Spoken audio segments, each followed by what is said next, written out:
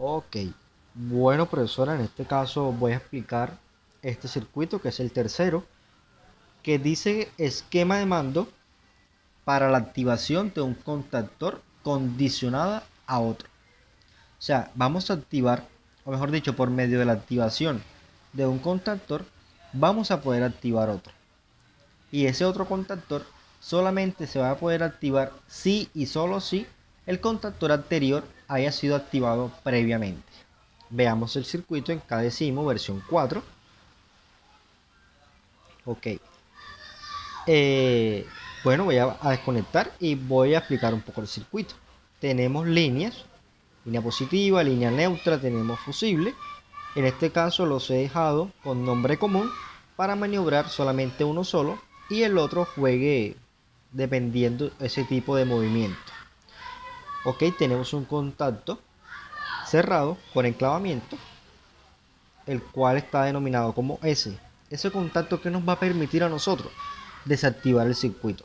¿Sí? Es como un contacto de emergencia, por decirlo así. En esta misma rama tenemos un contacto abierto, que es S1, que al activarse va a hacer, sí, va a hacer un enclavamiento con KM1. Es decir, cuando S1 se active, KM1 va a quedar enclavada. ¿Por qué? Por la bobina. ¿Ok? Quiere decir que este contacto es de la bobina. Cuando la bobina se active, ella se cerrará. Pero cuando la bobina se desactive, este contacto tiene que abrirse. ¿Ok? Bueno, a su vez, cuando S1 sea activado, se va a activar la luz piloto.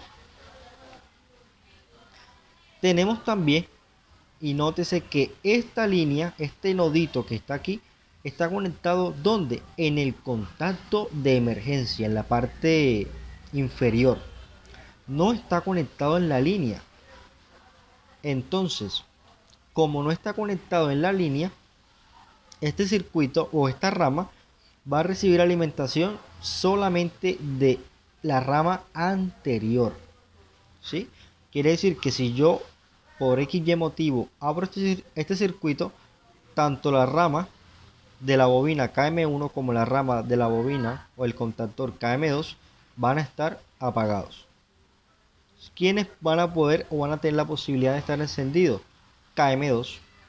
Pero ¿qué pasa con esto? Como KM2 depende de KM1, entonces tampoco se va a poder activar. Entonces vamos con la simulación, activamos el fusible y vamos a proceder. Vamos a activar, a tratar de activar pues S2 para que se enclave KM2 y la bobina se encienda también. Y la bobina quede que encendida, aunque S2 se haya que desconectado. Entonces, si yo hago esto, por más que lo intente, no se va a encender. No va a haber nada, no va a haber cambio, no va a haber activación, no va a haber desactivación. ¿Y por qué? ¿Qué lo causa? Bueno, si se puede notar, en la parte superior de la rama tenemos un contacto del contactor KM1. Y recordemos que KM1 está apagado. Y como condición se tiene que KM2, el contactor de la bobina KM2, solamente se activará si y solo si se ha activado previamente ¿quién? KM1. Entonces, para yo poder activar esta rama, tengo que activar la primera rama de primero. Entonces activo S1, S1 se enclava, o mejor dicho, sí. Cuando activo S1, KM1 se enclava. ¿Por qué se enclava? Porque la bobina se ha encendido. Entonces hace especie de un enclavamiento. Y como se puede notar, aquí esta luz piloto se ha encendido. Aquí generó el haz de luz, que quizá no es muy notorio en el teléfono, pero en el computador sí se logra apreciar bien. Entonces, como ya yo encendí la bobina del contactor KM1, ya yo puedo activar la bobina del contactor KM2 y a su vez su luz piloto. ¿Por qué? Porque si yo activo S2, KM2 se enclavará, la bobina quedará encendida y por ende este contacto permanecerá cerrado. Y ahí enseguida la luz piloto quedará encendida también. Entonces veamos para ver qué pasa. Vamos con S2, lo encendemos y como ustedes han visto, se hicieron una serie de cambios en los contactos. KM2, ¿qué pasó con ella? Se enclavó.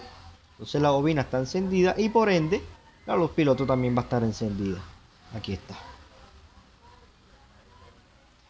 Bueno, así que ha quedado demostrado el circuito en el cual consta de que esta rama, la rama de la bobina del contactor KM2, depende de la bobina KM1. Esa es la condición.